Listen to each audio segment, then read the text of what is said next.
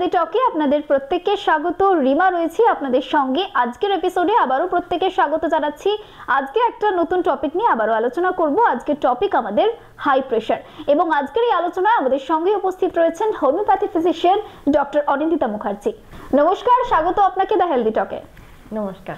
একদম শুরুতেই যেটা জানবো সেটা হচ্ছে যে এই রক্তচাপ বা প্রেশার এটা কি? হ্যাঁ, প্রথমে আমি বলি যে এই রক্তচাপ ব্যাপারটা কি। সেটা হচ্ছে যে আমাদের ব্লাড যেটা আছে শরীরে সেটা ধমনী বা শিরার মধ্যে দিয়ে মানে প্রবাহিত হয়, ঠিক আছে, যেটাকে আমরা আর্টারি ভেন্স বলি। এবার সেই আর্টারি বা ভেন্স সেটা হার্টের সঙ্গে যুক্ত, যেটা পাম্প করে গোটা শরীরে নিয়ে যাচ্ছে ব্লাডটাকে। আর যে ধমনী বা যেটা শিরা, যেটা ভেন্স, সেটা কি করছে, শরীর থেকে সমস্ত ব্লাডগুলো নিয়ে আসছে হার্টে। তো এই যে ব্লাডটা যে ধমনী বা শিরার মধ্যে দিয়ে পাস করছে, সেই সময় তার ওয়ালের মধ্যে যে প্রেশার ক্রিয়েট করছে সেটাকে বলছে ব্লাড প্রেশার। এবং হার্ট যখন পাম্প করে তখন অনেকটা ফোর্সে ব্লাড ওই আর্টারিগুলোর মধ্যে দিয়ে যায় বা ধমনীর মধ্যে দিয়ে যায়, তখন সেখানে একটা হাই প্রেশার মানে প্রেশারে ক্রিয়েট হয়, যেটাকে আমরা সিস্টোলিক প্রেশার বলছি, মানে যেটা উপরের দিকে থাকে। আর যখন ব্লাডটা আবার হার্ট যখন আবার সংকুচিত হয় তখন তো পাম্প করে, আবার হার্ট যখন আস্তে আস্তে প্রসারিত হয় তখন ওই শরীর থেকে ওই সমস্ত ব্লাডগুলো হার্টে আসে, তখন প্রেশারটা একটু কম থাকে, ওটাকে বলছি ডায়াস্টোলিক প্রেশার। তো এবারে এটাকে বলছি আমরা মানে ব্লাডের ওয়ালের মানে ধমনী বা আর্টারির গায়ে যে চাপ তৈরি করে ব্লাড প্রবাহিত অবস্থায়, সেইটাকে বলছে ব্লাড প্রেশার। এবার আছে দ্বিতীয় প্রশ্ন, সেটা হচ্ছে যেটা আমাদের আজকের টপিক, হাই প্রেশার বা উচ্চ রক্তচাপ। সেই উচ্চ রক্তচাপটা কি আসলে, এটা জানবো। হ্যাঁ, প্রেশার, হাই প্রেশার আমরা খুব মানে প্রচলিত শব্দ, সবাই বলি হাই প্রেশার আছে, হাই প্রেশার আছে। তো এই যে ব্লাডের যে আর্টারি বা আর্টারির ওয়ালে বা ভেন্সের ওয়ালে যে প্রেশারটা ক্রিয়েট করে সেইটাকে আমরা নর্মাল সিস্টোলিক, যেটা মানে উপরের দিকে, তাকে 120 রেঞ্জ ধরছি। আর যেটা নিচের দিকে ডায়াস্টোলিক, সেটাকে আমরা 80 রেঞ্জ ধরছি। যখন এই 120টা যখন ওটাকে বেড়ে যখন 140 হয়ে যায় এবং নিচে যে ডায়াস্টোলিক যেটা 80টা যেটা বেড়ে 90 হয়ে যায়, তখন এখান থেকে আমরা হাই প্রেশার ধরা শুরু করব।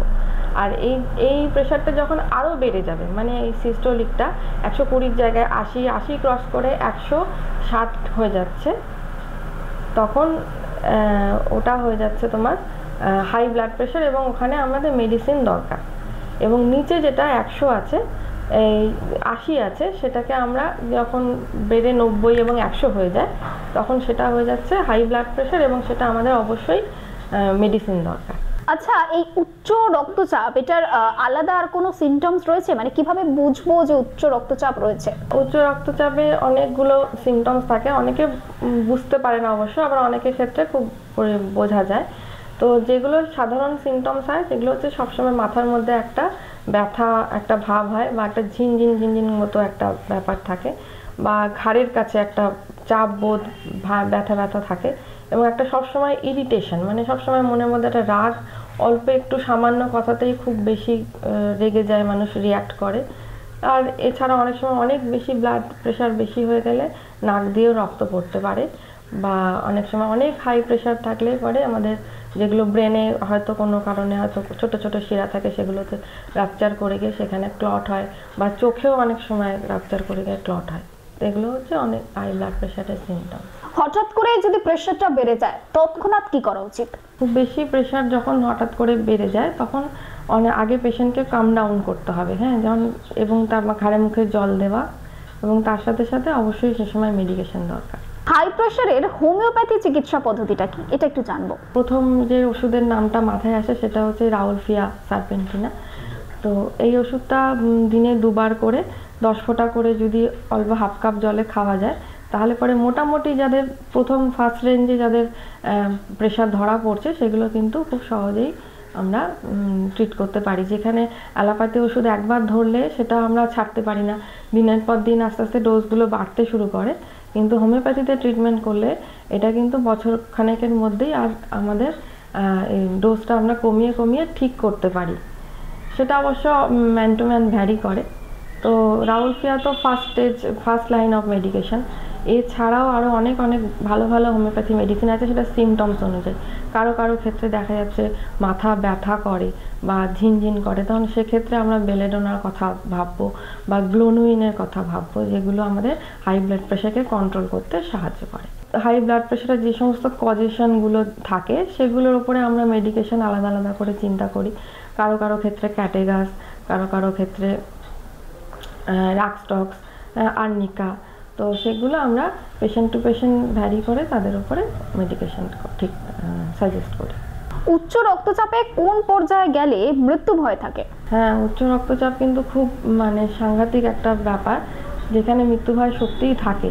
কি হয়, এটাতে ওই প্রেশারটা বাড়তে বাড়তে প্রায় যেটা আমরা আগে আলোচনা করলাম যে সিস্টোলিক, যেটা কিনা 120 থাকে, হাই ব্লাড প্রেশার যারা তাদের 160।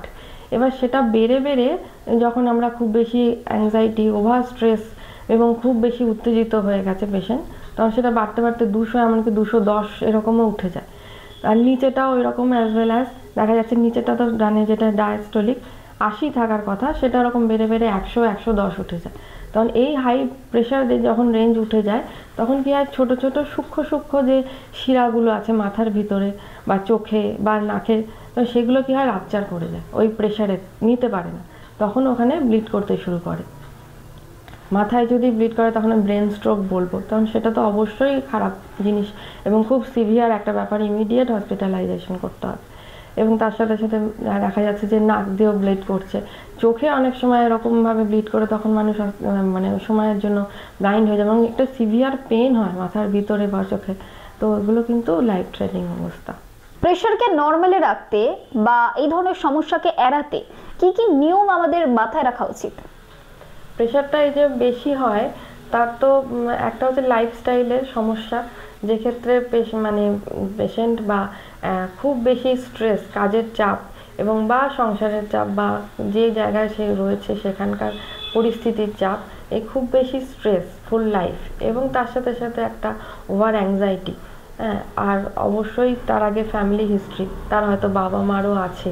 তো এই ধরনের পেশেন্টগুলো কি হয় যে আমি বলবো তাদের লাইফস্টাইলটাকে আগে ঠিক করতে, খুব বেশি স্ট্রেস অ্যাংজাইটি লাইফ থেকে নিজেকে আস্তে আস্তে সরিয়ে নিয়ে আসতে, আর সকালের দিকে একটু মর্নিং ওয়াক করলে পরে ফ্রেশ এয়ারে বা একটু যোগা করলে পরে কিন্তু খুব সহজেই হাই প্রেশারের থেকে ওটাকে দূরে রাখা যায়। কেন, যাদের ব্লাড প্রেশার অলরেডি ফ্যামিলিতে আছে তারা তো জানে যে আমাদেরটা হতেই পারে, তো আমরা যদি সেরমভাবে সকালের দিকে উঠে একটু মর্নিং ওয়াক বা একটু যোগার মধ্যে থাকি, বা স্ট্রেসটাকে, অ্যাংজাইটি লেভেলটাকে যদি কমিয়ে দিই, এবং যারা খুব বেশি অ্যালকোহল নিচ্ছে বা স্মোক করছে সেটাও কিন্তু আস্তে আস্তে ওটাকে কন্ট্রোলে নিয়ে আসতে হবে। একদম এক্সেসিভ করলে তো কোনো জিনিসটাই ভালো না, তো ওগুলোকেও কন্ট্রোলে নিয়ে আসলে পরে কিন্তু হাই প্রেশারের থেকে অনেকটাই পেশেন্ট ভালো থাকে। অসংখ্য ধন্যবাদ জানাচ্ছি আপনাকে, আজকে অনেকটা সময় দিলেন আমাদেরকে। অসংখ্য ধন্যবাদ জানাচ্ছি আমার দর্শকদেরকে যারা এতক্ষণ আমাদেরকে দেখছিলেন। পরবর্তী এপিসোডে অবশ্যই আপনাদের সঙ্গে আবারও দেখা হবে। আপনাদের মনে যদি কোনো প্রশ্ন থেকে থাকে সেই প্রশ্ন অবশ্যই আমাদের কমেন্ট সেকশনে কমেন্ট করে কিন্তু অবশ্যই জানাবেন, এবং সেই প্রশ্নের উত্তর আমরা পরবর্তী এপিসোডে আপনাদেরকে দেওয়ার চেষ্টা করব। এবং হোমিওপ্যাথি চিকিৎসা করাতে হলে কিন্তু আপনাদেরকে অবশ্যই আসতেই হচ্ছে অনিন্দিতাস হোমিও ক্লিনিকে, যেটা বেলঘড়িয়ার 55 তলায় অবস্থিত।